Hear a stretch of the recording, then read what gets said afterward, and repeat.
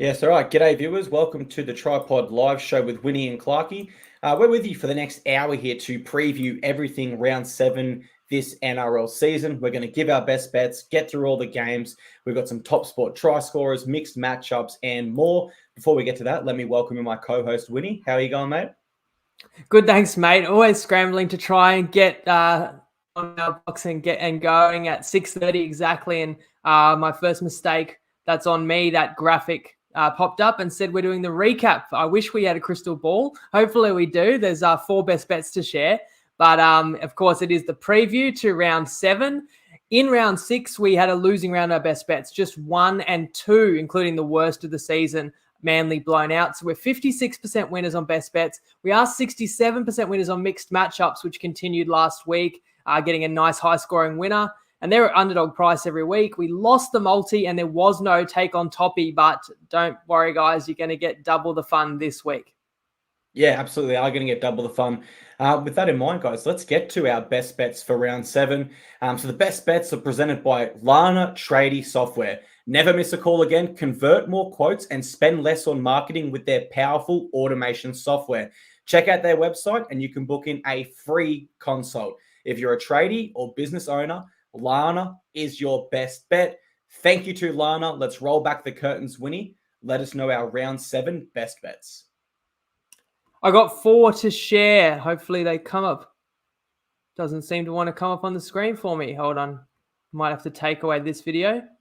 There we go. Roosters -2 at $1.95 on Top Sport against the Sharks. I think they're the superior side, particularly the forward battle is where I think they win it. And of course, Teddy comes back, which bolsters the whole back line. Then I'm going the Cowboys. I would tip them to edge New Zealand. That'll be a beauty on Saturday, but I'll take the plus half a point first half because I feel like I've got a coin flip game that can go my way, but I can win if it's tied at halftime, and it could be low scoring. 2 good defensive teams this year. I'm taking your Titans, Clarkey, plus 10.5 in the M1 derby. Look, I know Brisbane's going to want to bounce back, and I expect they'll probably win, but I think the Titans have enough to mix it up with the Broncos here. I couldn't justify a double-digit line. They got a morale-boosting win last week too. And then I'm going to lay the chalk -8 with Parramatta against the Bulldogs, where I think this will be the first week that Parramatta actually builds a lead and then builds on it and actually extends it, unlike so far this season where they've had 3 narrow losses and 2 wins by score margins of 1 and 2.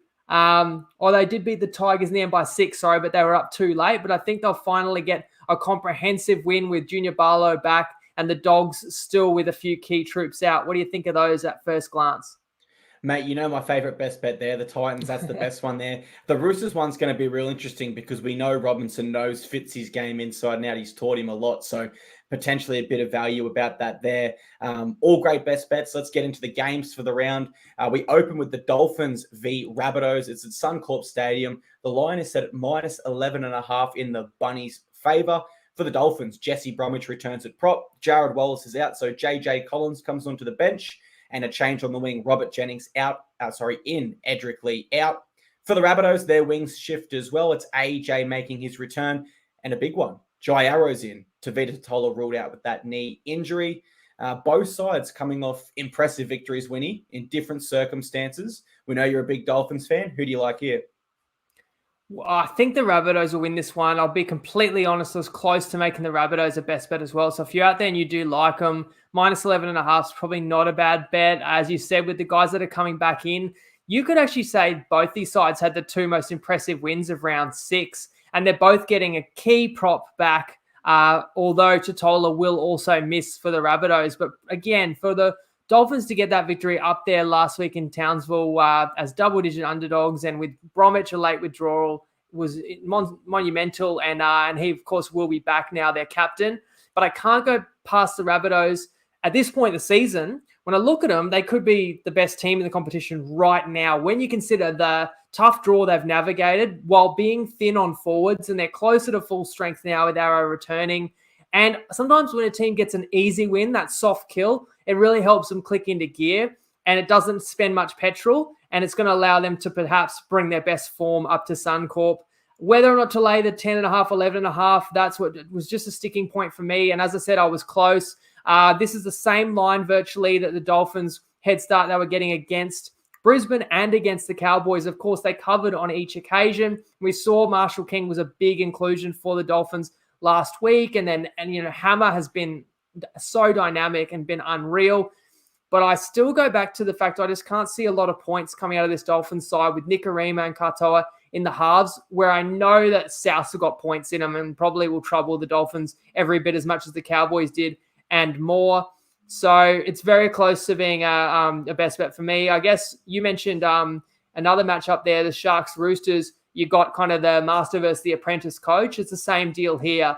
And Bennett is going to know Demetrio's game plan as well. So, but that can go both ways because I'm sure Demetrio doesn't want to let this one slip, knowing that he has got the much stronger roster. How do you see it? Yeah, I'm going to tip Bunnies as well. I look at that line and I wonder if you could get -9.5 for Bunnies, would you be keen on that as a best bet? Is it just the double digits kind of turning you off? I literally had that in my notes. When I handicapped this game, I said if I can find 9.5, it'd be a best bet. So that's kind of how borderline I was with the way I see it. Yeah, the interesting thing for this one is I do wonder as well, because the Bunnies absolutely blew past the Bulldogs, do we overestimate that or do we underestimate it? Because you can kind of look at it two ways, right? Is it the doggies were off, they were missing troops, they had an unlucky sin bin, that's why the Bunnies rolled them? Or is it simply the Bunnies rolled them, they're going to take confidence from it, and they're not going to be too banged up and sore for this one? I do expect this Dolphins forward pack will provide a fair bit more resistance than what the Bulldogs one did last week. In turn, I speak about this most weeks. I do think that'll limit Latrell and Cody Walker, but regardless, I've still got to tip the Bunnies here. That they're a big favourite, as you can see. I think it makes sense. The Dolphins have rarely let us down this year. There's only been the one game against the Dragons, and we talk about the Dolphins having these little mental edges, and we spoke about their first home game, their first at Redcliffe, their first in the NRL, their first against the Broncos. Well, it's Wayne Bennett's first game against the guy who he taught a lot to, being Jason Demetrio. Is that another mental edge for the Dolphins? It could be an omen if you're a Dolphins fan. I do go the way of Jason Demetrio. I think he'll fire this Bunny side up. I think he'll have him ready against his former mentor. One matchup I can't go past, Winnie, is Latrell versus the Hammer. Not only because they're both elite fullbacks in this competition, but I do believe they could match up in Origin in the centres as well. Potentially a little bit more. And I mean, you go through these 17s, Winnie, another matchup I love, Tom Gilbert and Cameron Murray, two absolute beasts in the middle there. For the stats for this one, Winnie, it tells us that Wayne Bennett has won his last 7 games straight against the Bunnies. Cody Walker has scored 4 tries in his past 3. You guys know I love Alex Johnson for anytime try scorer. He's got 11 in his past 9 at Suncorp. And one that you'll love, if the Hammer scores, he breaks the NRL all-time record for the most tries scored in consecutive games since joining a new club. No one's ever scored 7 consecutive weeks in a new club. One more for this one as well. The take on Toppy market for this one. Every week, Top Sports give us some great odds on an anytime try scorer. I've got Campbell Graham at $2.60 here. I'm really excited about this bet here. Campbell Graham was awesome last round, scored the hat trick. He's been in every single game this year, Winnie, and my personal view is he's probably going to push for a spot on the Blues side. Would you agree with that? He's definitely in the mix with Adokar out. I don't know if he'd be in my team yet, but he hasn't done much wrong. And obviously coming off a Kangaroos tour and scored 3 last week. You only need him to get 1 in this, so can't argue with that. Absolutely. All right, so we're both with the Bunnies here. We move on to the Friday 6 p.m. game. It's the Sharks versus the Roosters at PointsBet Stadium. The line is set at -2 in the Roosters' favour. For the Sharkies, Wade Graham and Oregon Carfusi are in. Finucane and Toby Rudolph are out. Tom Hazelton comes in for Braden Trindle there, Winnie. So maybe a bit of a deliberate tactic there to load the bench with middle forwards. For the Roosters, a big inclusion here. You can't understate this one. Teddy's in. That moves Manu to centres. Drew Hutchinson to the bench. Turpin out. And another big inclusion, Matty Lodge returns for the Roosters. I know they're one of your best bets, so maybe a chance to elaborate a little bit further on that one. This looks like a great game for the early Friday clash for sure. And there are reasons to support Cronulla. They're at home, they're off a bye, and they're off a sobering defeat when they led 20-0 last time they played at home. And in fact, 20-0, I think it was at least 20-0, if not 22 or 24-0, was the scoreline at halftime. The last time these sides met in Cronulla, the corresponding fixture last season, the Roosters were leading that one and went on to a very comprehensive victory. So I know the Sharks remember that. But the Roosters are off a humbling defeat as well, where they were reminded by a very strong Melbourne Storm side that if they're not on their game, they'll be well beaten by anybody. And in the game last week, perhaps I underestimated the loss of Teddy because I just looked at the ability to bring in Manu. But what I know for sure is now you bring Teddy back in and you don't lose Manu. You shift Manu to his, more natural position as well. And you just have this mouth-watering matchups in the outside backs, but with particularly what I'm looking at, Swali'i on the left and Manu on the right and Teddy roaming in behind. I do think that's edge Roosters, as is the forward pack, as I said before. And you mentioned like Lodge comes in, so now I feel like you got an awesome triumvirate or 3-prop rotation with Warrior, Hargraves, Collins, another guy I think has to play Origin this year, and then Lodge off the bench, and Smith will scoot off quick play the balls.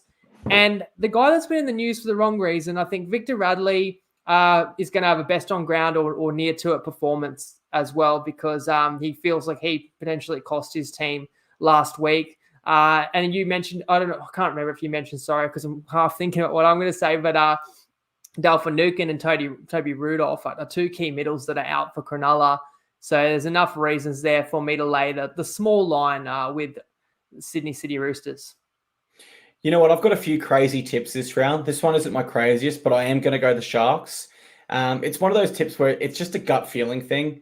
There's so many reasons why they won't win that I think they will. Looking at this game logically, I absolutely agree with your best bet. The Sharks have not defeated the Roosters at PointsBet since 2016, and they've won their last 7 straight against the Sharks. They're looking for 8 in a row here at a home ground where the Sharks haven't beat them for 7 years. There's a lot of history going against the Sharkies here. I'm going to go them by a very slight margin. I do think the bye last round for them helps against a Rooster side that didn't necessarily play like a grueling game in Melbourne, but there is the travel, and it was somewhat of a tough 80 minutes there. For the Sharks, I really think they exploded out of the blocks against the Warriors. I don't think they can quite do that against the Roosters, but I certainly don't think they'll be as poor as they were against the Warriors, where they really made those errors, let the Warriors back into the game, and in the end, the Warriors got over the top of them. I do think they're a smart enough footy side with an experienced spine that they're not going to allow that to happen. But in saying that, both these coaches know each other's games very well. You'd have to argue Robinson has the advantage there, as he's sort of a master, Fitzy in this case, the apprentice. But look, with Teddy coming back, of course, it's really difficult to tip against the Roosters, right? I think it's a great best bet. Maybe I'm a little bit crazy. But yeah, Ronaldo Mulatalo, try scoring option here. Winnie, he's got 16 tries and he's plus 16 at PointsBet. Always a great one out there in the wing. And Teddy, he's scored a try in his last 3 games at this stadium as well. Somewhat fresh, coming back off 2-week or a 1-week layoff. So 2 options there to consider for an anytime try scorer. Don't forget, for this next game here, this is our Better Same Game Multi. Better helps make this show possible, as well as the Fox League Lab, which you can watch on their Better YouTube channel to get even more NRL analysis. This week, it's all about big matchups with the panel going deep into the Dolphins Rabbitohs, Seagulls Storm, and Titans Broncos game. You can sign up to Better using the link in our show description right now and prepare for our same game multi. This year, we've hit 2 from 6, with both having $7 plus odds. Just remember to keep it real and ask yourself, what are you really gambling with? For free and confidential advice, call the number or visit the website. Both are on screen and in the description of this video if you're listening to the podcast as well. And of course, it is the Manly Seagulls up against the Melbourne Storm at 4 Pines Park. The line is set at -4.5 in Storm's favour. The Battle of Brookie Winnie. This is always a great contest. For Manly, Ruben Garrick's out, so Raymond Tuimalo Vega comes onto the wing. Carl Lawton's out. Aaron Woods named for his club debut. Tolfo Sipley is in with Sean Kepi out. And Josh Schuster's named in reserves. Could come in late, but not confirmed just yet. For the Storm, I love this change. Munster to fullback. Pezzett to 5'8". Unfortunately, Nick Meaney out with a head injury. This one should be a cracker, shouldn't it, Winnie? Oh, yeah. I was thinking about how we've been talking about the best rivalries in the game. This one used to be right up there. You mentioned probably why. Battle of Brookie and how strong these sides were. Not Not so much Manly in recent years. Maybe that's why it's lost a little bit of the pizzazz. Whereas the Storm, and the questions there about whether the Storm at full fit are the best side in the competition, 1-13. You know what? They do look like a top 4 side, contrary to my preseason prediction. And I think it's off the back of the form of their 2 best players in Harry Grant and Cam Munster. I would pose the question to you, Clarkey, and to our followers. Who's the best duo in the game right now? Who's the best pair of teammates, if you could have any, on their current form? I'm going Grant and Munster, but maybe, it's hard to argue with Cleary and Edwards or Latrell and Cody Walker in the game we just talked about for Thursday night. But what's impressed me so much about Melbourne is they overcame those losses of players and those bad losses in those, memorable games, obviously at home to the Bulldogs, and then they lost to your Titans. But of course, Munster was out. And on top of the players that they've lost with injury or suspension, they had a significant squad overhaul. And now they've come back and beaten what I would consider top 4 caliber sides in the last 2 weeks in Souths and Roosters, and knocked them both off as underdogs. So you've got to respect what the Storm have been able to do.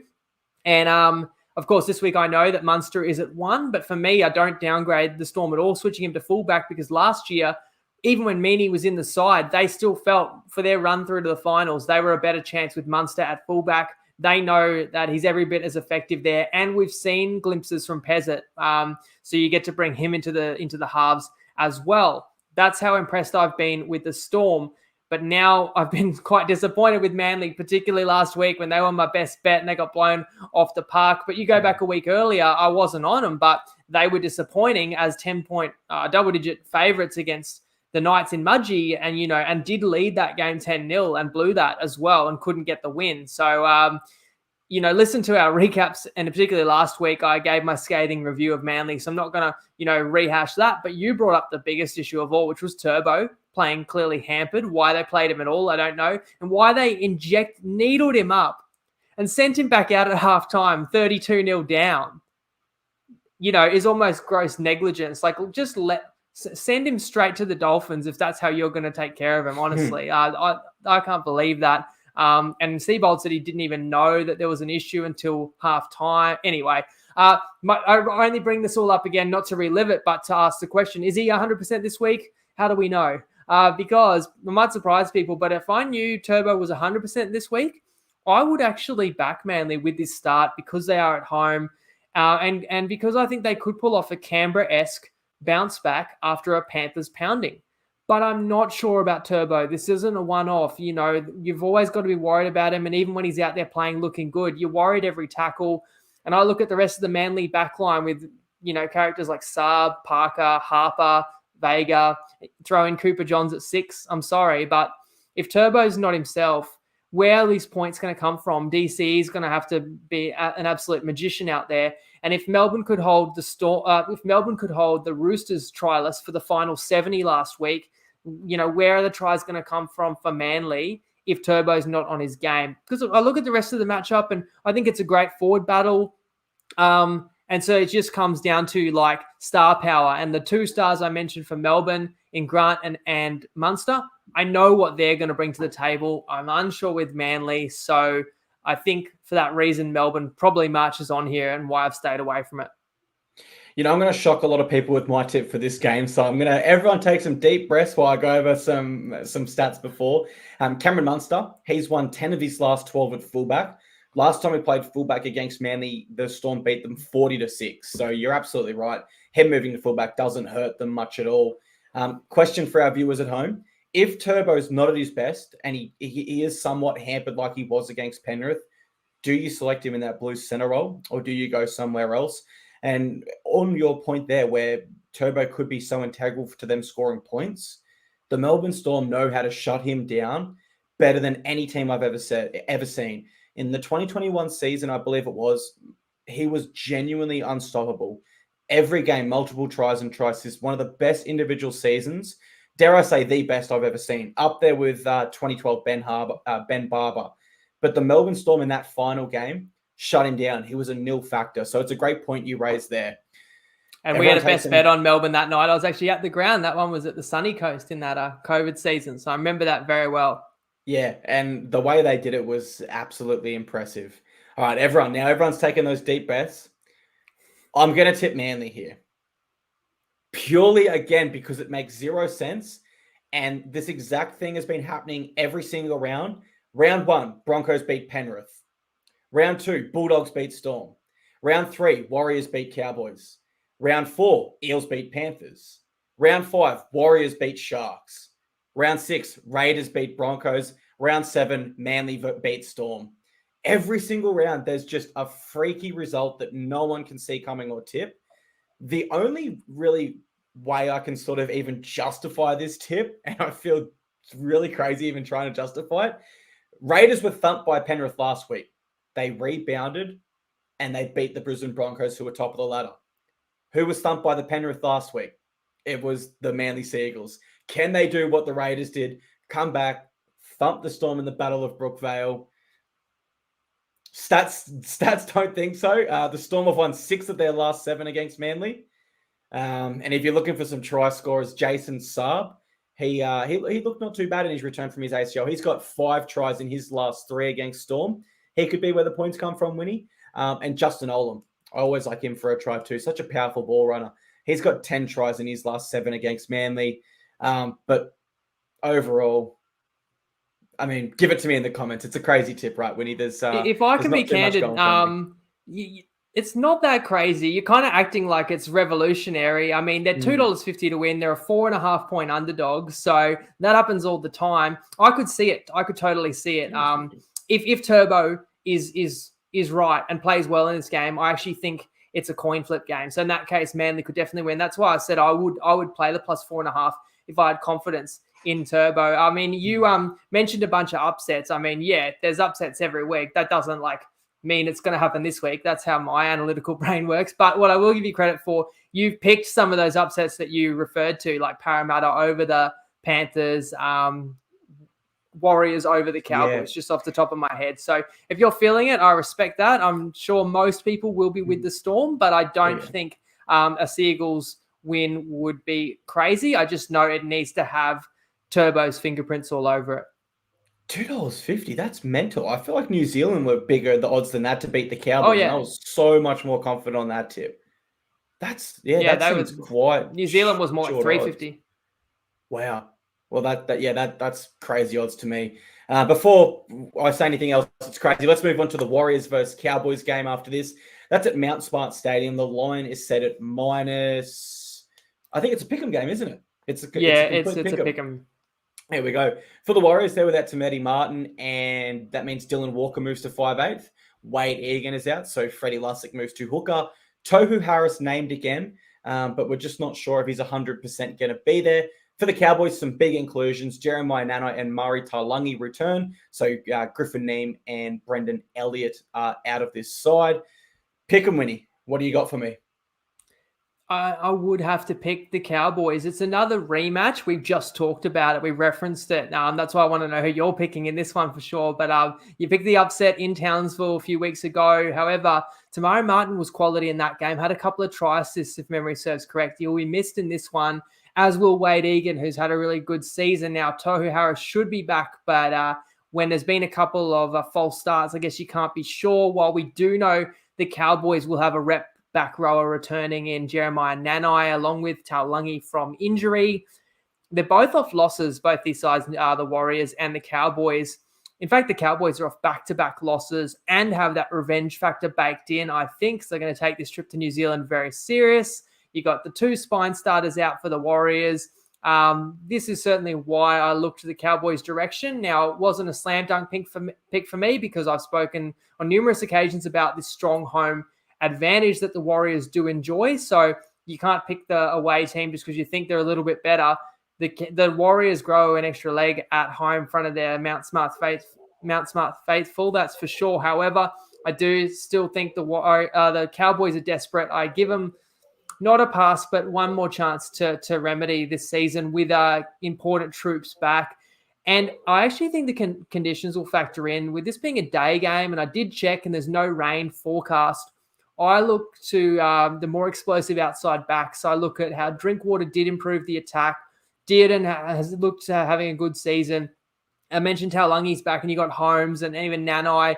I see that there's points in the Cowboys, And even though I know New Zealand's defense is really sound, and I know that New Zealand will complete at a much higher rate than the Dolphins did last week. So what I think this game will come down to is, can the Cowboys defend their way to victory?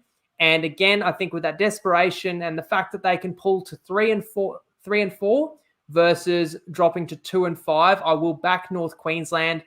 That my best bet was plus half a point in the first half, $1.88 on Ladbrokes and Neds, but I will also back that up with a mixed matchup. And you know I like the Roosters as a best bet, so we're going Roosters to outscore Warriors. I think the Roosters beat Cronulla, line's -2, but I think they beat them, try plus. Whereas I think this is absolutely anybody's game, and I just favor the Cowboys. So I think the Roosters do it a bit better than the Warriors. I also think that the trademark of both the Warriors and Cowboys is high completion and sound defensively. At least that's what the Warriors have been this year, and that's what the Cowboys are desperate to rediscover. So my mixed matchup, which we're 4 from 6 this year, is paying $220 on Toppy. You can have up to 200 on that. I'll bring it up on the screen, of course, so you guys can have a look, but that'll be up on Toppy now. And again, I ask you guys to ask yourself the question too, if you do want to have a punt on this, please ask yourself what you're really gambling with. And for free and confidential advice, call the number on the screen or visit www.gamblinghelponline.org. What do you make of my mixed matchup, Clarkey? And who have you actually picked in this one?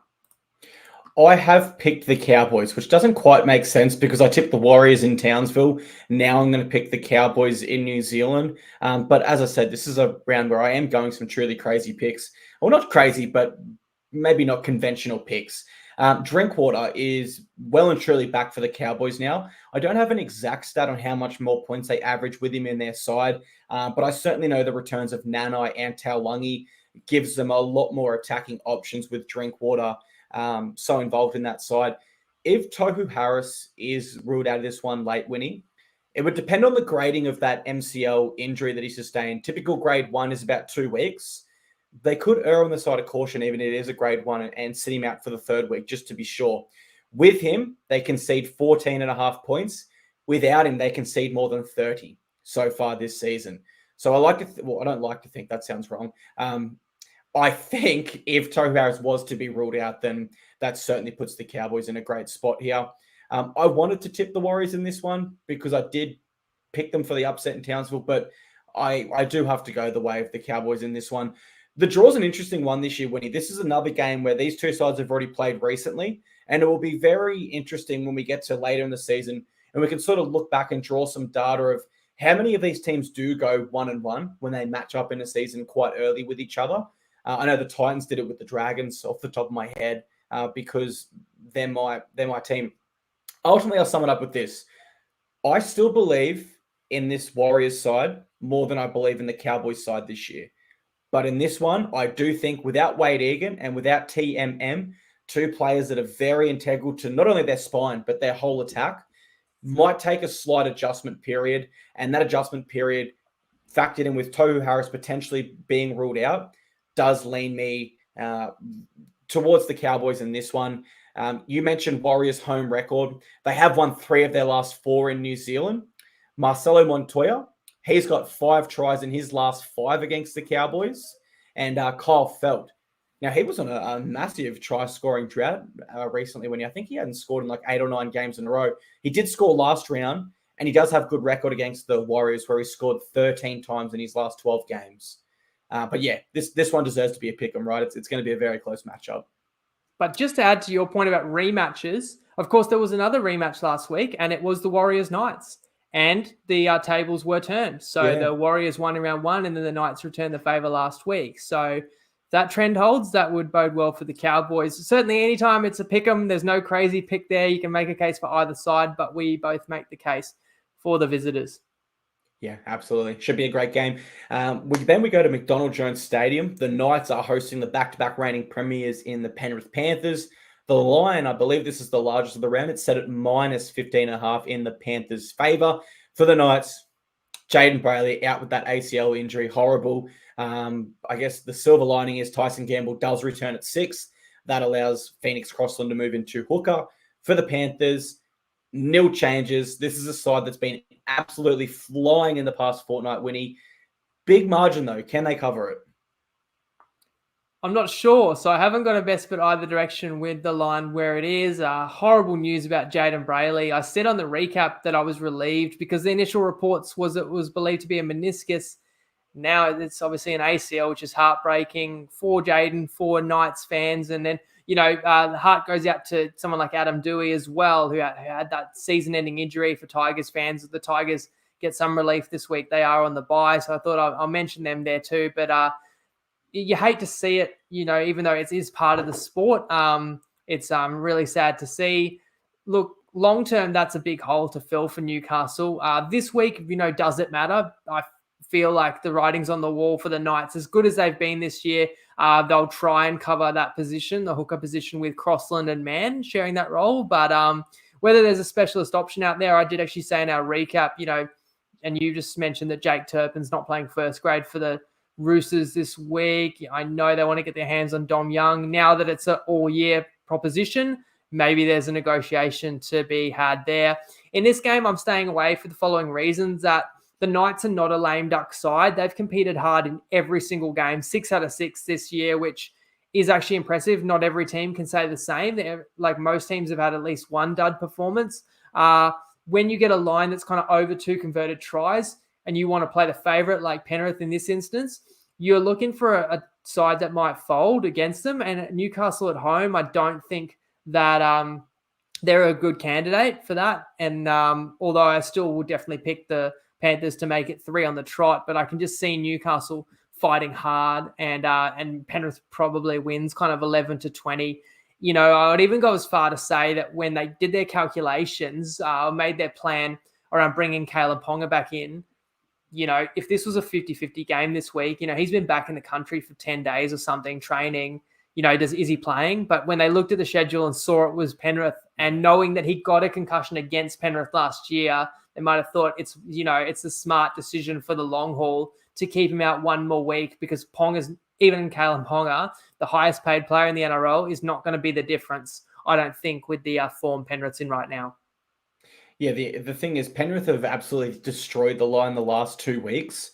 So I can't take them at minus 15.5. And although I'm definitely tipping them to win this game, I think that is a true sign of just how well the Knights actually are going. I'm going to start with a comment from Chris Metcalf, who says, do we need to start a GoFundMe for Clarkey to get AirPods? I do have AirPods. I chose to wear the gaming headset. Now you're playing on my insecurities a little bit. Do I need to switch to the AirPods? I'll leave that for the viewers to decide. The Knights have really impressed me in the past fortnight, but the Panthers have impressed me more, I've got to be honest. Not only have they scored bulk points, they've only conceded the 2 tries in those last 2 games as well. You take a key member out of the Knights' spine in Jaden Brayley that was already missing a key member in Kalen Ponga, and I do think the Knights might struggle to score a little bit against this Penrith side. I know they've restored a lot of pride in their home ground so far this year. I do think they'll be very brave and at least match it with Penrith for the first 30, 40 minutes.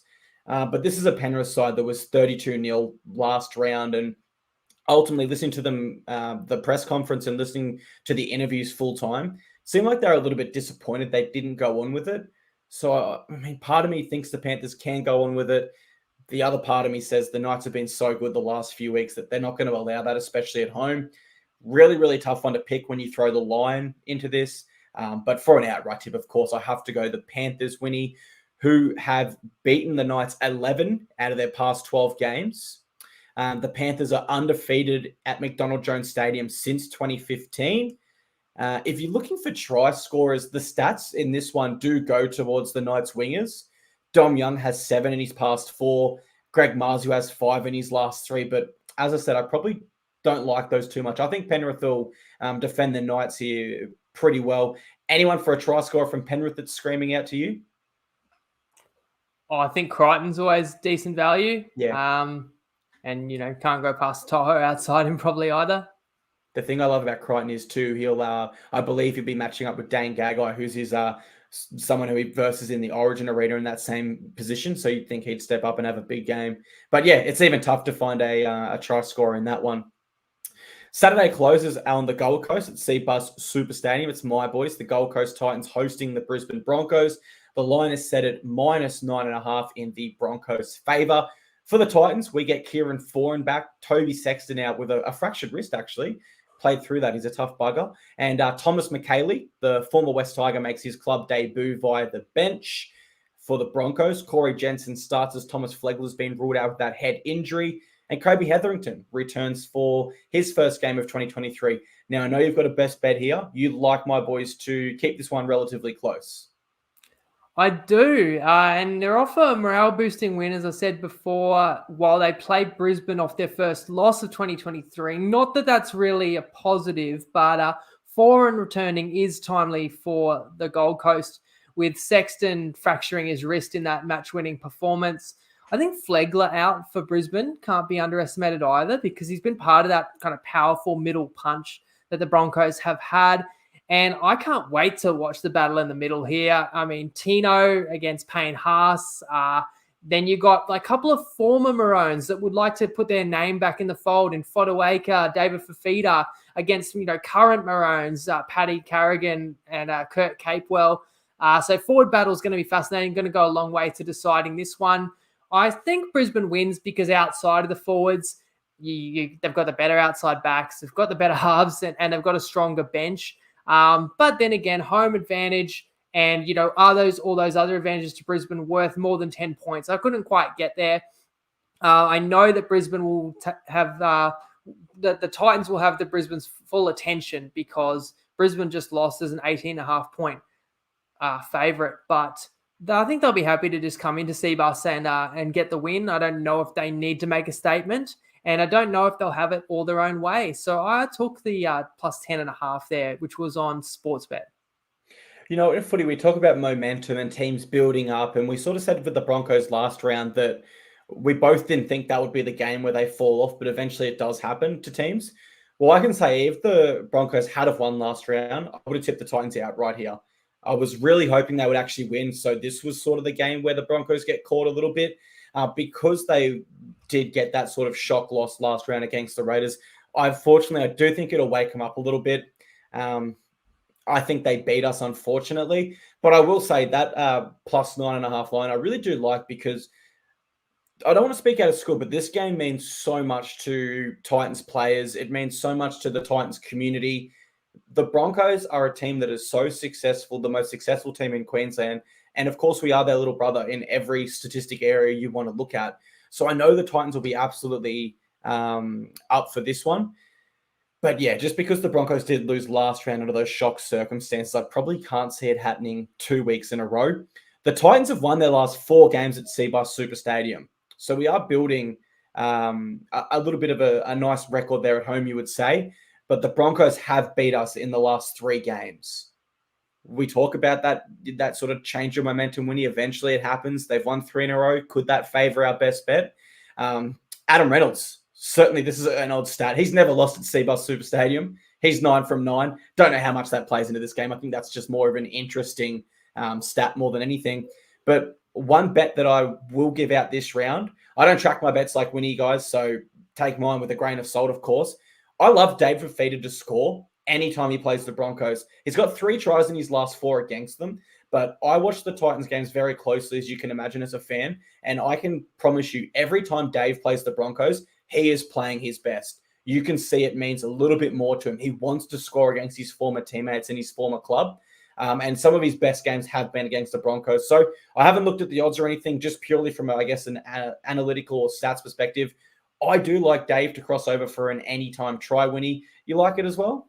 I'm having visions of the game last year where the Titans had 2 in the bin and a lead. And so the Broncos were certainties to score. I'm going to give a positive memory. The Broncos were I was thinking, how many tries is Brisbane going to score? 13 on 11. Brisbane dropped the ball. Fafita picked it up from dummy half, 20 meters out, and scored for an 11-man Titans against the Broncos. Unfortunately, there was not a happy ending for you, Clarkey. I think you blew about a 16 or an 18-point lead. I think at one point you went for a short kickoff. That didn't work out too well. And I don't even know if in the end... You cut out there. I can't remember how that game ended at all. In all honesty, I can't remember if the Titans even covered this line. I have a feeling that they went from winning by about 16 or 18 to losing by about 10 or 12.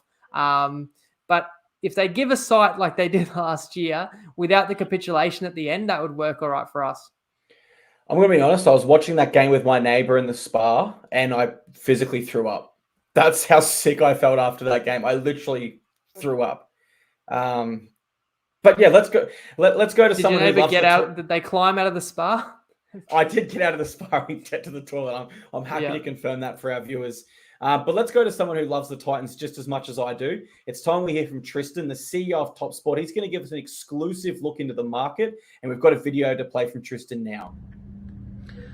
Hello everyone, Tristan here from Top Sport. Got another big, we say it every week now, we've got another big week of NRL action where we're still getting some topsy-turvy results. Those Dolphins continue to surprise, but they do come up against a very, very stern test in the Rabbitohs, obviously after the Rabbitohs put the cleaners through the Bulldogs there last weekend. That market has moved from 10.5 out to 11.5. So can the Dolphins cause another big upset? This would probably be, well, maybe not quite as big as the Roosters upset, but it'll be getting close there, and it keeps them in touch with the finals contention. We got some good games, we got some moves. The game that's probably been the biggest move is the Eels against the Bulldogs, but that's mainly on the back of the kick-out news coming out today, where the Eels are going from 7.5 out to 9.5. I really thought the Bulldogs were a chance of that game up until that kick-out news. They've been really, really unfortunate with injuries so far this season, because they look like they're trying pretty hard. The other game that has seen a bit of move is the Titans have been backed against the Broncos, 11.5 into a flat 10, which is exciting for Titans fans. Obviously a massive derby game. There should be a massive crowd out there for all Titans supporters. So can the Broncos bounce back after their loss, or unexpected loss to the Raiders? The other game that has seen some movement is the Panthers. They've been back from 14.5 out to 15.5. The night's been very gutsy, but again, they're down on troops again, and the Panthers look like they're really starting to go through their gears. So it should be a really, really good weekend of footy. Don't forget, we've got the NBA playoffs coming up shortly. The play-in tournament was today, and I believe Jacob and the crew are going to put together an extravaganza of some tips and information to get everyone geared up for the final. So stay tuned for that. If you're having a bet on the weekend, good luck. Hope you back a winner. And as always, gamble responsibly. NBA Finals, Winnie. You got anyone you go for in the NBA? Anyone you're tipping there? I might do, mate. I'll actually keep my powder dry. I'll tease ahead to tomorrow. If there are any NBA fans while we're at it, play-in games have been on, but the playoffs are awesome. The regular season can be hard to follow. You don't know who's in or out. But in the playoffs, everyone's trying as hard as they can. Everyone's playing, and there's less games, easy to track. It's all on the line. I did give an NBA, I don't want to call it a winner yet, but $3.25 I gave out the MVP a month ago. He's into $1.05 now. The voting is closed. And I'm doing the show tomorrow for anyone interested, if you are into the NBA, with Tala, who people will know who followed our season preview. He only gave out the longest futures winner in NBA history. He gave out Sacramento to win their division. It was paying over 200 to 1. So you want to hear what Tala has to say ahead of the playoffs, and I'll share some tips of my own as well. But that's tomorrow night live on the TryPod page. Mate, that sounds absolutely unreal. I love the NBA Finals. It's awesome that you can't sort of get that lucky win and scrape by. You genuinely have to be the better team. This is a tough one to pick here. We've got the Raiders and the Dragons opening Sunday at GIO Stadium. The line is set at -5.5 in the Raiders' favour. For the Raiders, we've got Jack Wyden and Toppy back. Rapana is out with that head injury, so Nick Kotrick returns. Actually, that's a big inclusion there. For the Dragons, Molo out suspended, Musgrove comes in, and Ravalawa out. I wasn't tracking an injury. I'm not sure if that's performance-related, Winnie. Tautau Moga comes onto the wing here. Home ground advantage for the Raiders. Do you think they'll get it done? I do. I think there's a big lift for teams when they can get a win without key players, and then those key players come back in, which is obviously the case, as you said, with Tapane and Whiten. And they're going to want to also make amends for their last home performance, where they got a shellacking at the hands of Penrith. And when you get your key players back and they're not back off injury as well, because obviously Whiten was suspended, Tapane, he's not going to be fresh having a newborn, but physically he's ready to make a big impact. Whereas for the Dragons, we talk about a potential letdown spot where you pour everything in. That was a back and forth enthralling game against your boys in the Gold Coast, and ultimately the Dragons nearly had it won and then let it slip. And then not only does that, a bit deflating, but brings up all the questions about Griffin again, because his future is uncertain. And that's going to be the case every week this year, especially after after a Dragons loss. I could only play Canberra. And it's funny you say -5.5 because it was -6.5 when I looked, but I checked again, it's down to 5.5. So whether that means some money has actually come on the +6.5 in the last, half an hour is curious to me. I feel like 6.5 was probably a fair number.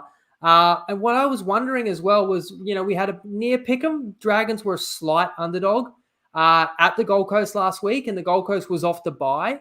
And so now we move to Canberra. We'd have to justify that Canberra is a try better than the Titans, which I think is about fair, but not necessarily a great deal of value. So I could only tip the green team in this one, the green machine, I should say. But I don't feel like the Dragons continue to be a little bit underrated. Their roster's not probably as bad as that typical fan thinks it is. Yeah, the Dragons have had a good roster for the last few years, but they probably have struggled for... I wouldn't say good, but I'd say like when they don't have any key injuries, they might have the 12th or 11th best, 17 in the all solid first graders. But people think about them like they're kind of bottom 4 caliber, and they're a little bit better than that. The interesting stat I go to is the Dragons actually would have played finals last year with the points they had the year previous. They had more points than the Knights and Titans, who played finals in 2021. Of course, they did miss the 8, but, maybe a little bit of bad luck. I'm not sure what that stat says there, but they were close. I'm going to go the Raiders here. I thought this one was tough to split at home because I thought the Dragons were the better side against my Titans for most of that game, and they were probably unlucky to lose that in the end. If Lomax kicks that goal, which wasn't necessarily a hard one, then the Titans probably aren't as, rejuvenated with the chance that we can go down and still win this game. They might drop their heads a little bit. So I thought the Dragons were the better side there. I look at the Raiders, and I think with Toppy and Whiten back, they can only improve. There's just simply no way they can't go to another level there. And then I started to really use that as my way to split these sides. Then I got into the stats at GIO Stadium, which is, if you guys have ever been to Canberra, you start to know this time of year it starts to become a genuine advantage because it is just absolutely horrible to even sit at that ground. I live in Queanbeyan, right on the border. So, are you talking about the cold though? Because yes. It's only April and it is an afternoon game, so it could get a lot worse, I imagine. It could, but I'm telling you, I've had the heater on every morning so far this week. It's been very, very cold and probably not a massive home advantage just yet. Absolutely agree with you yet, but maybe a slight consideration. But the stats say the Raiders have won 5 of their past 7 against the Dragons, where the Dragons have only won 2 out of 16 in Canberra. 2 out of 16 here at GIO Stadium. It was the old hoodoo. It was the hoodoo, wasn't it? It has to be because the Raiders have also won 6 of their past 8 at GIO Stadium. So once you introduce that home factor and really look at the stats of how these teams are performing at home, you really have to lean to the Raiders. Then you get into the stat that they've won 5 of their past 7. Not too many roster changes between these two sides in recent years. I've got to go the Raiders here. And I'm going to offer Jack Whiten as a potential try scorer. He plays on the same side as Toby Sexton did. Toby Sexton, great player, but nowhere near the ball runner that Jackie Whiten is.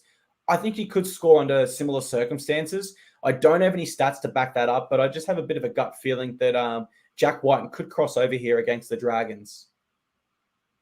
And then, of course, we close out the round at CommBank Stadium. The Eels host the Bulldogs. The line is set at -8.5 in the Eels' favour. As Tristan said there, that has been a little bit of a shift on the back of the Viliami kick-out pec rupture. For the Eels, big junior Barlow, JP is back. That puts Wiremu Greg onto the bench and Jack Murchie out. For the Doggies, Tavita Pengai Jr. and Raymond Faitala Mariner return. Kick-out is out, and Braden Burns comes onto the wing there to replace the Fox. Eels looked really good in patches last week, Winnie, and they looked really bad in others. But you like the Eels in this one. You're confident they get it done over the Doggies. I am, and that is terrible news, I've got to say, about kick-out. Talking about season-ending injuries, and this is, depending on the severity and the surgery required, puts his season in doubt. And he didn't play the last 2 weeks because of that concussion suffered at training, but he would have been back this week, and he was named. So it's very unfortunate for the Bulldogs. Last thing they needed, of course, out of cars in the casualty ward. You did mention some of the troops that they do get back on deck, but again, we'll see what a guy like Pangai Jr. has got to offer in his first game of the year. Look, we did the recap. We talked about the Parramatta surviving that scare on Easter Monday and Moses being man of the match. But I feel like when I looked back at that game more closely, I actually realized it was even crazier that Parramatta even won that game, looking into the statistics of it. They were dominated in every facet of the game, somehow except for the scoreline. And I think it goes back to that defense being really good for the first hour and maybe a little bit of lack of execution for the Tigers. But ultimately, there's no other way to say it than the Eels got out of jail last week, and they're lucky not to be 1-5. And they get their key prop back as well, as you said. So it's actually a very similar scenario to Canberra. You get a team that it comes home and just scraped the win the week before, gets an influential big man back in the side, and they definitely are the better team in the matchup. And not only that, but they can't muck around because, like Canberra, Parramatta has a losing record at this point in the season. And, this is an important game to play for 80 because they've been able to do that in some other games this year where they did have the lead. And look, for the Dogs, they were blown away on Good Friday. I think that they'll bounce back from that to a degree. They've got the talent to turn it around, but I just don't really see how the Dogs win this game, to be honest. I mean, what's the recipe? Like Burton would have to have the kicking, would have to outkick Moses. Reid Marnie would have to have an epic game against his former side. But I just think across the park with the troops that are still out for the Bulldogs and the fact that Parramatta still are the superior side, that they actually should win this one and go on with it. So I laid the -8. As Tristan said, that money's only come one way for Parramatta, and it's 8.5 or 9.5 in other places. Well, I go straight to Clint Gutherson. If you remember last round, I was really keen on him to score. It was one of my key predictions for that Tigers game. I've got him with the take on Toppy again this week at $2.40 odds. That'll be available until at least 8 p.m. If you guys do have the Top Sport account. Really keen on Gutho to score in this one. Same reasons against the Tigers. He's a high-energy player. He's always up around the ball. Eels are going to have plenty of opportunities here, so I do think Gutho's a great option there at any time. But I will be honest, Winnie, when I first saw this game, only because this corresponding game cost me a big multi last year, I was licking my lips at another Doggies upset. I thought they could be up for this one here. Then I realized JP's back. The Bulldogs have the injury concerns, headlined by Viliami Kikau now out. So maybe I'm playing it safe here, but I do feel pretty confident in saying the Eels will win this and they will cover that 8.5 point line. I'm glad you praised that, actually. Sorry to interrupt, but the match last year, I do feel like not only did the Bulldogs get a big upset, they embarrassed Parramatta. A lot of people thought that was the moment the Parramatta's season died, if you recall. It was like 32-0 at one stage in that game. And you're right, it was a Monday and everyone's multis rolled into Para. I think we've already referenced that game earlier when we were talking about the Eels-Tigers. But I always look at those kind of shock results as advantage to the team that lost because they remember it and they might circle the calendar and make sure they don't make the same mistakes twice. Albeit I know that Parramatta went close to losing to the Tigers again, but they did get the right result last week as far as they're concerned. Yeah, surely enough wake-up calls for the Eels, and they do switch it on here. You referenced Reid Marnie. I actually think he's in for a huge game. You can't bet on any of these predictions, but I'm going to say 50-plus tackles and a try-assisted minimum for him. He is such a little bulldog, and against his former club, he is going to have so much energy. But as I say for the Bulldogs, the same issue remains where the Eels, if they shut down Burton's brilliance, Marnie can't create it all from dummy half, and Hayes Perham's not really a fullback that's going to create plays for you. He's going to get your meters and he's going to run hard, fair enough. And Kyle Flanagan, also not the most creative halfback. They have struggled to score at times this year, the Doggies. So I just think the Eels will really focus on limiting the attacking flair of Matt Burton. Reid Marnie will still have impact in the middle, but it just won't be enough for the Doggies down on troops. They do get a few back, but they are still down on troops. So yeah, I think the Eels keep Burton quiet. I think they go on for a 13-plus victory. They have won 5 of their past 6 against the Doggies. The one they lost happened to be my multi. I think I've said that a few times. I'm not bitter about it. I am very bitter. The Bulldogs have only won 2 of their past 4 in the CommBank as well, Winnie. A horrible, horrible record there. Only 2 of 14. Clint Gutherson, he scored 9 tries in his past 14 against the Bulldogs. So that's another reason why I like him there. And I say him every week. Mike Acevo, 38 tries from 40 games at Combank. You can never take him out of the try scoring options. He is simply a freak on that left edge. But yeah, we both love the Eels here, don't we?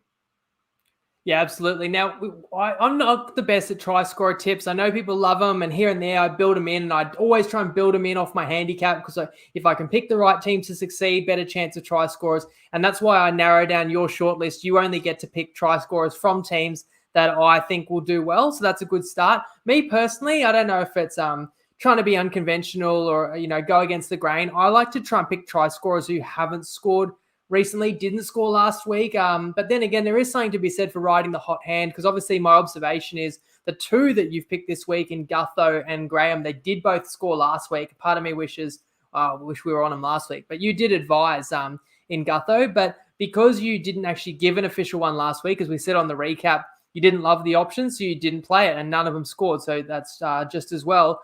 You're getting best odds in the market for Graham and Gutho. You actually can multi them together. So you can take the pair and get over $6 odds. If you think Graham into Gutho, so there's a few things you can do with that, guys. If you like Clarkey's tip, in terms of the stats, he's dead square on units staked. He has the same units returned. So that's not bad because try scorer markets are not easy to beat. They're in the bookies' favor generally. Yeah, they are. The try, I do the stat with Wiki AI every week for the top 10 most likely. At times, like Alex Johnson against like the Bulldogs can be like as low as 56%, which does sum up how tough it can be to get try scorers sometimes. Now, I know you had a special NBA announcement. Anything further to add on what you touched on earlier? No, that's 5 p.m. live tomorrow on the TryPod show, or else it'll be in the TryPod podcast feed, just like a one-off special for the NBA playoffs. Mate, absolutely love it. I hope that everyone tuned in with us tonight. Love the preview show. Of course, we'll be back on Sunday after that final game to recap all the best bets and all the action from the NRL round. Outside of that, have a great weekend, everyone, and we'll chat footy throughout the weekend. Thanks for being here. Thanks.